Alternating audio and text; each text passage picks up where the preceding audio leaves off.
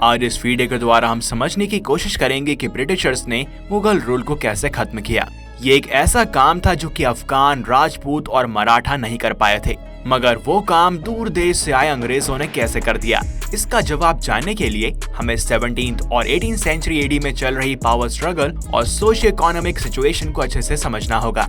और इसे समझाने के लिए हमें चाणक्य नीति का रेफरेंस भी लेना होगा, जिसके कुछ प्रिंसिपल्स जैसे कि साम दाम दंड भेद को कहीं ना कहीं ब्रिटिशर्स ने अपने स्ट्रेटेजी में यूज किया। चाणक्य नीति में साम का अर्थ परसुएशन है, दाम का मतलब बाय आउट या ब्राइब करना, दंड मतलब पनिशमेंट और भेद का मतलब डिवाइड एंड रूल होता है।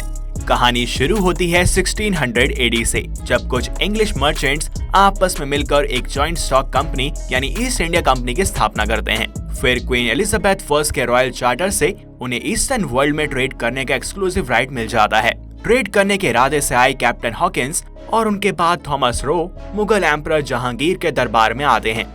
वहाँ उन्हें ढेर सारे गिफ्ट्स देते हुए इंग्लैंड के साथ ट्रेड करने के फायदे भी बताते हैं। पहले तो किंग जहांगीर कुछ नोबेल और पोर्टुगीज के दबाव में ईस्ट इंडिया कंपनी को कोई रॉयल फेवर देने से मना कर देते हैं, मगर अंग्रेजों के कंसिस्टेंटली परसुएट करने और मुगल एम्परर को ट्रेड और टैक्स कलेक्शन में होने वाले फायदे के कारण आखिरकार जहांगीर रॉयल परमिशन दे देते हैं। इसको हम चाणक्य नीति की परिभाषा में साम कहते हैं। एम्परर्स ऑर्डर के अकॉर्डिंग ईस्ट इंडिया कंपनी को एनुअल पेमेंट के बदले पूरे मुगल साम्राज्य में फैक्ट्रीज खोलने और ट्रेडिंग करने की इजाजत मिल जाती है।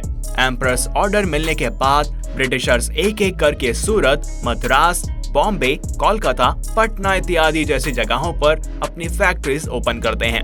धीरे धीरे profitable trade, rule of law और बेटर कॉन्ट्रैक्ट एनफोर्समेंट के कारण इन फैक्ट्रीज के अराउंड सिटीज फ्लरिश करने लगी और दूर दूर से इंडियन मर्चेंट्स और बैंकर्स इन सिटीज की तरफ अट्रैक्ट होने लगे।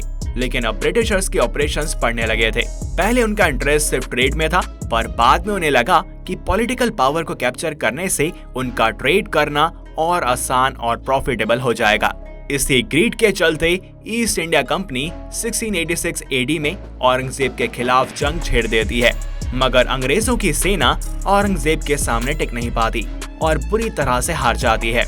इस लड़ाई में हारने के बाद ब्रिटिशर्स को यह अच्छे से समझ आ गया था कि माइटी मुगल एम्परर को अगर हराना है तो परसुएशन, ब्राइब और पनिशमेंट के साथ साथ डिवाइड एंड रूल पॉलिसी यानी भेद नीति का भी इस्तेमाल करना होगा।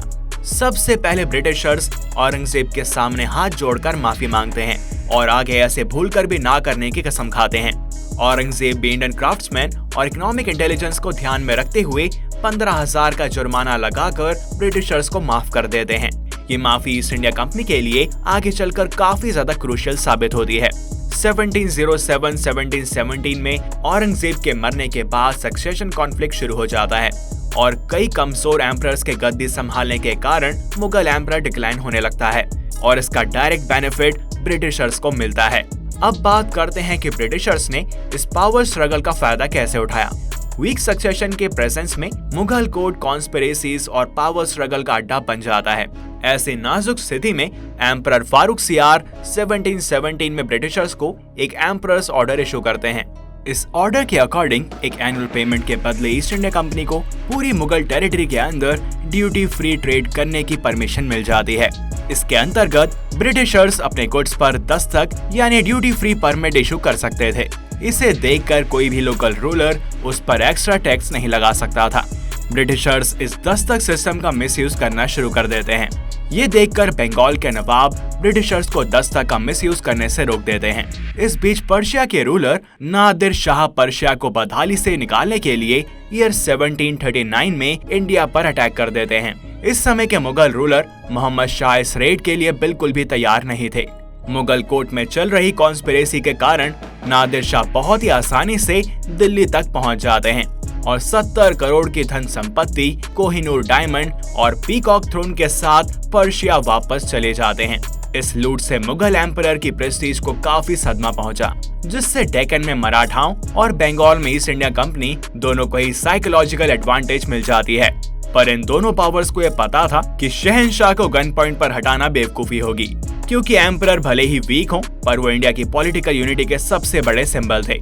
अवध, बंगाल, हैदराबाद, मराठाओं, ब्रिटिशर्स सभी लोग मुगलों की नॉमिनल सुप्रीमेसी को एक्सेप्ट करते थे, जिससे उनके रूल को लेजिटिमेसी मिलती थी। अपनी लेजिटिमेसी को बनाए रखने के लिए ब्रिटिशर्स सबसे पहले बंगाल के स्ट्रॉन्ग रूलर यानी नवाब को हटाने की प्लानिंग करते हैं। पर ब्रिटिशर्स इतने स्ट्रॉन्ग नहीं थे कि वो बंगाल के नवाब सिराजुद्दौला को डायरेक्ट चैलेंज कर पाएं। तो वो इसके लिए डिवाइड एंड रूल पॉलिसी अपनाने का फैसला लेते हैं। सबसे पहले ब्रिटिशर्स बंगाल के नवाब के सेनापति मीर जाफर को बंगाल के बिगेस्ट बैंकर जगत सेठ के सपोर्ट से अपने साथ मिला लेते हैं और 1757 में हुए बैटल ऑफ प्लासी को आसानी से जीतने के बाद ब्रिटिशर्स मीर जाफर को पपेट नवाब बना देते हैं। इधर मराठा जोश में 1759 में गद्दी पर बैठे मुगल एम्परर शाह आलम से मिलकर उन्हें प्रोटेक्शन देने की पेशकश करते हैं। नादिर शाह के मरने के बाद उनका जनरल अहमद शाह अब्दाली फिर से दिल्ली पर रेड करने आने वाला था। 1761 में अब्दाली को रोकने के लिए कई मराठाओं की सेना बैटल ऑफ पानीपत में बुरी तरह से हार जाती है। मराठाओं की इस हार के कारण इंडिया पॉलिटी में एक पॉलिटिकल वैक्यूम क्रिएट हो जाता है। अब्दाली भी इतना स्ट्रॉन्ग नहीं था कि इस वॉर को जीतकर दिल्ली पर वो कब्जा कर सके। ब्रिटिशर्स इस पॉलिटिकल वैक्यूम का पूरा फायदा उठाते हैं। 1764 में हुए बैटल ऑफ बक्सर में ब्रिटिशर्स बंगाल के नवाब मीर कासिम, मुगल एम्परर शाह आलम II और अवध के नवाब की जॉइंट सेना को हरा देते हैं। जीतने के बाद होती है एक ट्रीटी जिसको कहते हैं ट्रीटी ऑफ इलाहाबाद। इसके अंतर्गत ब्रिटिशर्स मुगल एम्परर से बंगाल, बिहार और ओडिशा के दीवानी राइट्स यानी कि रेवेन्यू कलेक्शन राइट्स हासिल कर लेते हैं। बैटल ऑफ पानीपत की हार से कुछ साल बाद ही मराठाओं और हैदराबाद ब्रिटिशर्स की जॉइंट लीग डिसलॉज करने की लास्ट कोशिश करते हैं। पर ब्रिटिशर्स अब चाणक्य नीति अपनाने में एक्सपर्ट हो गए थे। कुछ लोगों से दोस्ती और कुछ से दुश्मनी करते हुए ब्रिटिशर्स मराठाओं को अलग अलग बैटल्स के अंदर ओवर पावर करने लगे थे। धीरे धीरे सिंधिया और भोसले लॉर्ड वेलेस्ली की सब्सिडी अलायंस एक्सेप्ट कर लेते हैं। इसके अंतर्गत ब्रिटिशर्स प्रिंसली स्टेट्स को बाहरी खतरों से बचाने के लिए सेना प्रोवाइड करते थे और बदले में उन्हें एनुअल ट्रिब्यूट चाहिए था। दूसरी तरफ हैदराबाद के निजाम को ब्राइब देकर ब्रिटिशर्स और एंटी ब्रिटिश अलायंस के सेकंड पिलर को भी तोड़ देते हैं, जिसके कारण मैसूर के रूलर टीपू सुल्तान अकेले पड़ जाते हैं और बड़ी बहादुरी से लड़ने के बावजूद 1799 में हुए fourth and final Anglo Mysore war में वो वीरगति को प्राप्त हो जाते हैं। अब बात करते हैं सोशियो इकोनॉमिक पॉलिसी की। ब्रिटिशर्स मुगल्स का सूटेबल ऑल्टरनेटिव प्रोवाइड करने की पूरी कोशिश करते थे।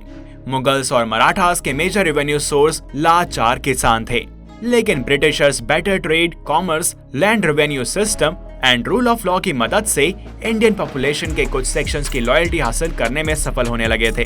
1857 के रिवॉल्ट आते आते कुछ अपर कास्ट जमींदार, प्रिंसली स्टेट्स के राजा, अर्बन एरियाज में रहने वाले एलिट्स और ब्रिटिश आर्मी में एम्प्लॉयड कुछ अनटचेबल क्लास ब्रिटिश रूल के हिडन डिफेंसिव वॉल्स बन गए थे।